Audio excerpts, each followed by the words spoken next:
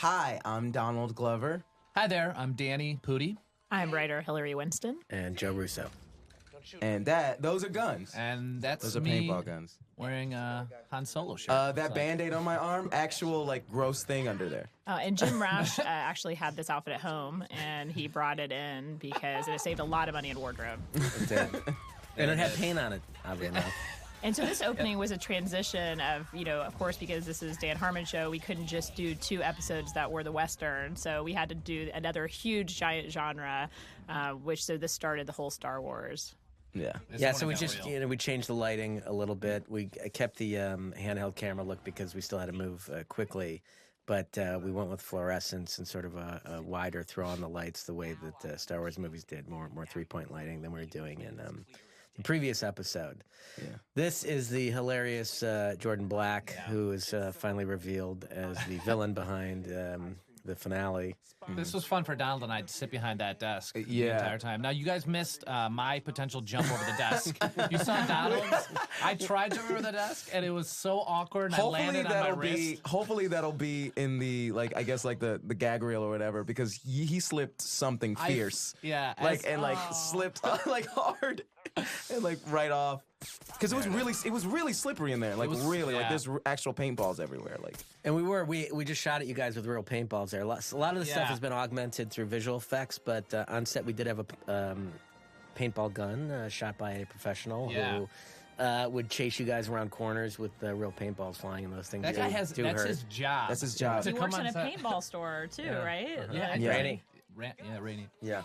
What time was that last scene in this scene? Well, this is actually, we got to tell the story about this scene. This scene took us 4 days to shoot because it was episode 24 out of 24. Mm-hmm. We had done the first paintball episode before this, and the hours were excruciating on the first paintball episode. I think we were averaging 17 or 18-hour days. People were getting about 3 or 4 hours of sleep a night, and then getting scripts in. Yeah. Mm-hmm. Just then? It was frustrating. It was very frustrating because, not frustrating, but just you get mad at yourself because you can't memorize things because your brain is running on, I guess, and I'm not eating carbs. Yeah, Donald's not eating carbs. Well, I know, and you won't say it. Look at your arms. And Look at your arms. Thank you, Hillary. Thank you, Hillary. And we were drunk. And we were drunk. And we were very drunk. Maybe you should reveal the Joel McHale diet that you follow. It's basically don't eat anything. And push-ups, right? It's push-ups and don't eat anything that a bug can eat. Yeah. That's one meal a day, right? It's one meal a day. It's usually a rice flake or something. Yeah. I think because of the hours and everything was compounded, we didn't even realize how crazy it was to have a guy named Paradox sitting. I agree. I love Paradox. To disagree. That's my favorite. To disagree. I hope there's a Paradox spinoff. We have to have him back. When we shot this scene, we had to go through Danny and Donald's lines one at a time. Yeah. And just get each line one. Right. Do you remember? We were trying to remember it. But there's a way worse scene later on. I mean, that I could literally not remember a sentence. I was just so tired trying to.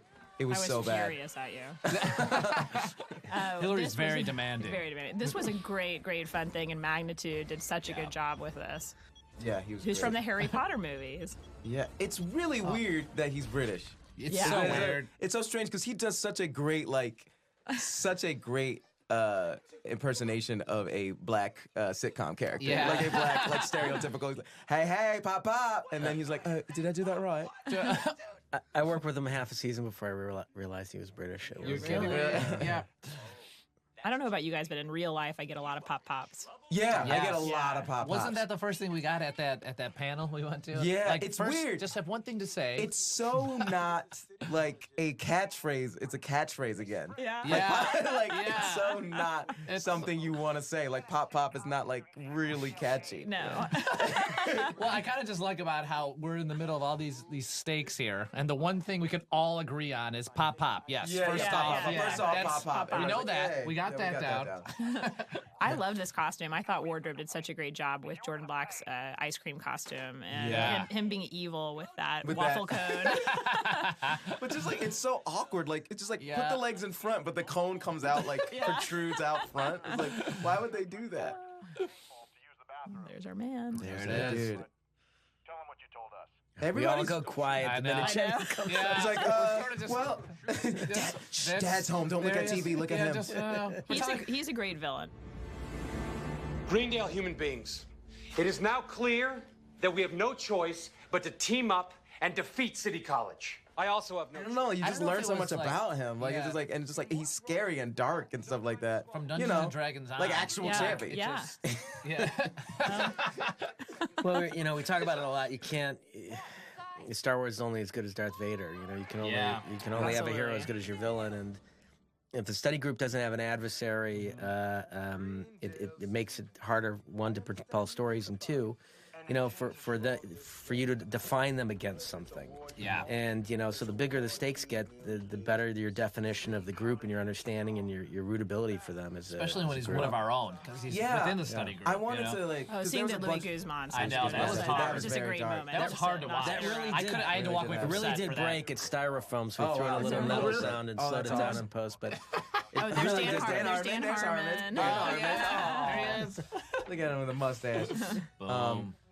Oh, but there was a bunch of articles that came out about like the whole like dynamic and like Chevy being the villain and stuff like that. And I thought that's one of the best parts of this season was just like that's like a real family thing. Like you have people in your family where you just like you don't get along, but they're family. They're in the group, which makes it worse. Yeah, which makes it worse because you care about them. Because you have to deal with them. Yeah, you have to deal with them. It really does give deeper character stories of like how they're going to deal with him and deal with somebody that is in the family that is going through that and. Response to television is very immediate. You watch it, it's something you talk about the next day when you go on to work. It's a collective experience that you have with people. And sometimes people respond to characters in a way that they're uncomfortable when they're watching it and for the 12 hours after they've watched it. So you're going to react strongly to a character like Pierce. But over the cumulative effect of a season, you're gonna become a lot closer to the show and feel a lot better about the characters in the show because there's a character like Pierce in the show who's behaving the way he's behaving. So your immediate response may be, "This doesn't taste good to me," or "I'm upset," or "I'm insecure," or "This is unsettling to me." But ultimately, the effect it will have on an audience is it brings you a lot closer to the show because the stakes are higher and you care more about what's happening in the show. Yeah. Oh, this is the scene I couldn't remember. I love this scene too. That was a good one. With your, what was your plan? My plan was to pour paint all over everybody through the sprinkler system, and Jeff's plan was to just look awesome and run towards a machine gun. He's pretty much the only one that leaves his cowboy hat on because, of course, he looks that's better. his character. Looks better. Yeah. Jeff wants the cowboy hat, even though now we're in Star Wars. Is this the scene the scene you fell apart in, Donald? I can't remember. Yeah, no, this is definitely it. Like I was just. We just had to move on at a certain point. Joe had to threaten you. Yeah, I think I fell apart in the previous scene with Allison and the paint, and then I think Anthony had to come in and rescue us in that one. Yeah, we were doing some split scenes here too, where like you were directing some, and then Anthony came in. Absolutely, yeah. And we were running. I think we ran 3 units a day for the last 3 days of this shoot. Wow. Yeah. Where people were just running back and forth, and you guys were all averaging like 3 or 4 hours of sleep. It was definitely one of those things where I knew it. Like, I was just like, I knew it. I could do it by myself in my trailer, but I was tired, and I was just like, okay, I got all that I got. And then there was, like, a small, like, it got sent to set. There was small tweaks, just small tweaks, and it was just over. Like, I was just like, it was just done. Like, I got on set, and I was just like, I don't know it anymore. I think we got to your side last. Yeah. So you had to do this scene, like, a bunch of times. 20 times. This is pretty sexy stuff, Danny. This is super sexy. That was fun. Oh, my wife loved this stuff. I'm not gonna say that like I don't like do stuff to this. Like it's just like Me that's either. weird. Pass. I know they're coworkers, but what works. That makes me feel good. I've never been involved in something where people do stuff to it. It's the ultimate compliment. Yeah, thank you. I feel good about myself. This was like what I love so much about this episode too, and any of the paintball stuff is visually it just looks so pretty. Every shot looks so fun, and how the school's just destroyed. I think Greendale looks almost better when it's destroyed. Yeah. There's more texture to it. There's more texture to it. Walking around that set, like, because these were the last days of like working, I was like, this school's destroyed. Like it's just like we're gonna have like it is like the whole summer. Yeah. It did feel like a summer feel because like you guys are gonna have to clean this all up. Well, I know because our tag is cleaning it up, but it's like other people really had to do it. Really had to clean up. Pretty meta because we're like someone actually does have to. What's fun too is since this was the third time we had done paintball, like how everyone is just comfortable with it now. Right. And so like on set walking around, everyone has a gun. Everyone's just walking around like paintball, nodding, dirty. I really felt this scene. I really liked it. Yeah, the scene was really fun. cool. Well, this was awesome to see Troy kind of stepping up. It was really. Seriously. I just like doing the Troy and Abed handshake with guns. Yeah. Like that's like the heart of it. But I like how easily your plan can get blown. Yeah, I know. That's all it took. That's all it took was Garrett. A fat person. A bloated Garrett, and that's it. It was all over. That vent, we've used that vent a few times this year. Yeah. Yeah, Chang greased the monkey, up and went in there. That vent. This is the kid I used to babysit. This is his favorite scene. The joke in it is his favorite scene, but also my favorite scene in the joke that's coming up. But we'll see in a second. Troy's awesome leadership is never in doubt. Yeah, that's right. That's fun. I think we the suggestion was maybe to do the handshake there, but then we're like, we have guns. We have guns. We got to tap up. We got to use the guns. Oh, it was awesome. It just, it's just, what's so great is just how everybody takes everything so seriously. Even Kendra with a QU is taking this so seriously. It's so awesome. We were playing that song from the King's Speech on set because we wanted to have this sort of mock dramatic effect for people. We wanted everybody to feel like we were shooting a sequence from Saving Private Ryan because we knew the more intense and serious you guys took this, the funnier it would get. Well, and it was awesome that Jeff was just like, I'm out. Now the universe is over because I'm out. It doesn't matter. And this is the scene where I believe Dino was supposed to come out of that cupboard, right? At this That's point? right. There's a great bit that hopefully will be in the deleted scenes, which is actually Anthony and I was our favorite joke of the whole season that didn't make it in this episode, but it's Dino high.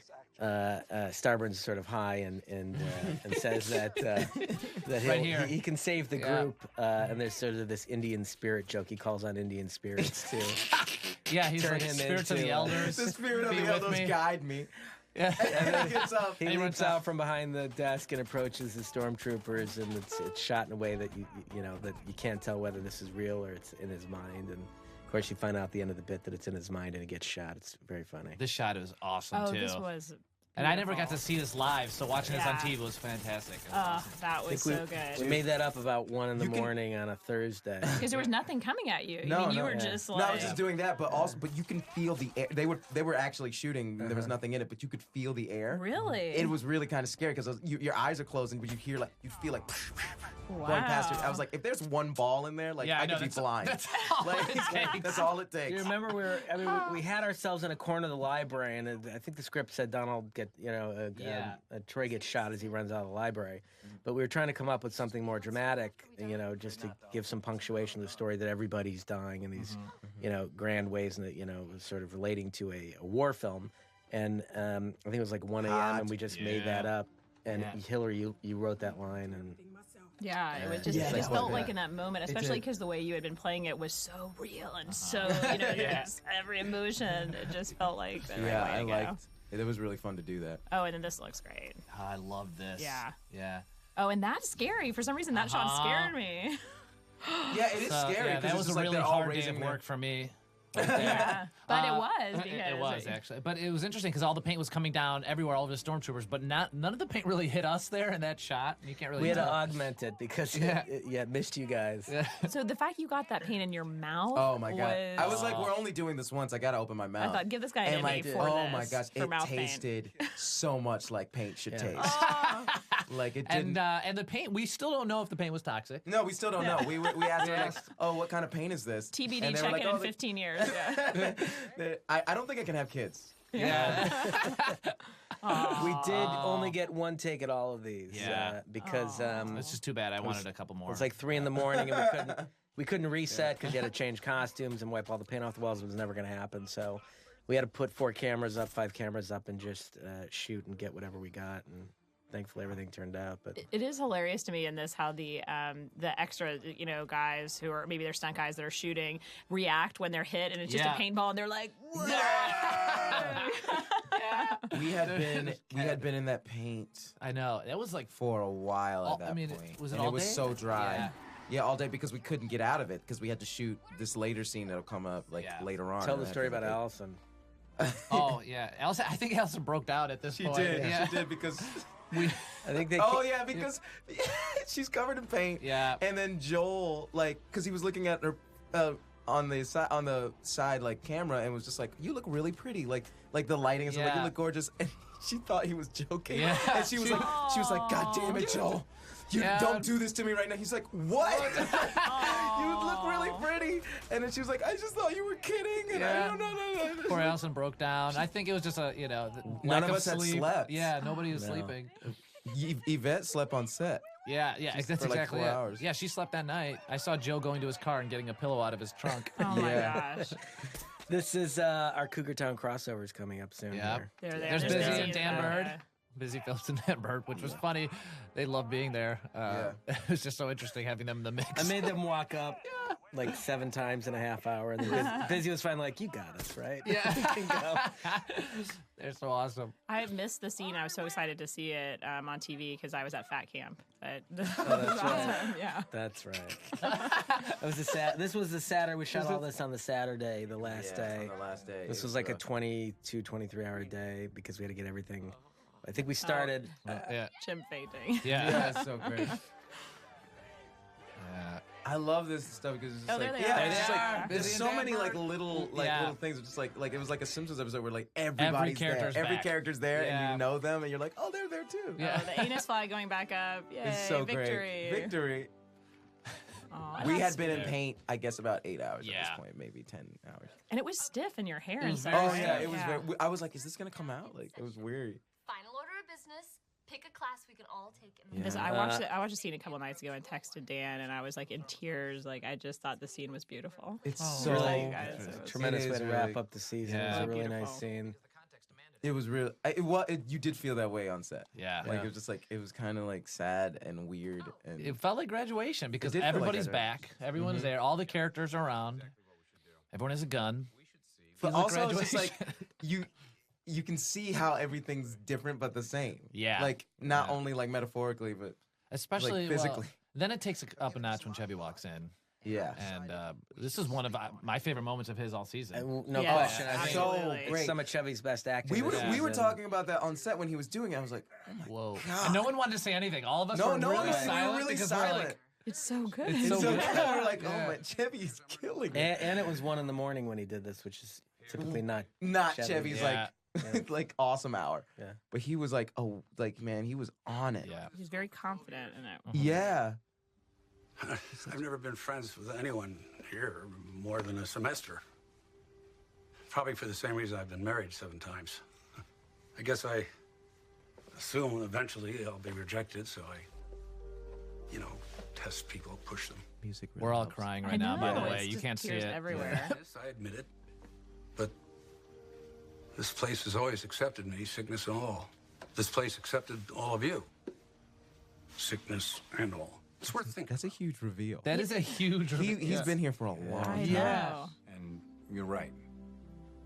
And we were just picking a Very class. poetic way to end the season. Yeah. It's sort of kept thinking on set in my mind. It was like 6 characters in search of an author. It's a very existential wrap up to what's a sort of a spectacle. These paintball episodes, and then suddenly it's a very strong gear shift. Yeah.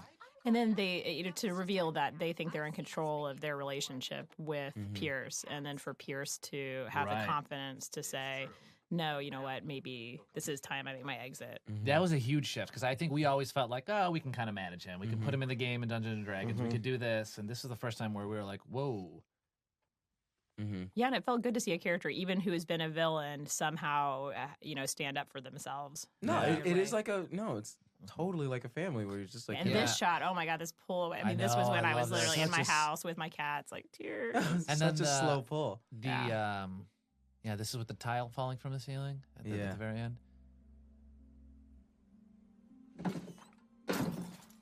It doesn't even undercut it. No, you know? it doesn't. That. Yeah. It doesn't. That. It just all it does is underscore how broken it is. Yeah. It's a rhythm thing. You want that shot to last as long as you can because you feel like after 40 minutes of paintball that you can get away with. Yeah. Just sitting and looking at you guys.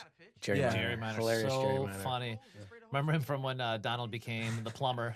You can learn everything. Learn until you're dead. I love that. It was I left that cake out because I wanted you. It worked. It worked. But you assumed I would eat it. He's hilarious, and he has to clean Greendale. And then my favorite part of that scene is when you come out at the end. When I leave, I'm like, I'm not gonna be a plumber, and I leave, and then you come out of the bathroom, and we're like, hi, and it's like, hey. That's it. Oh, yeah. Good times. Good times, everybody. Thanks, guys.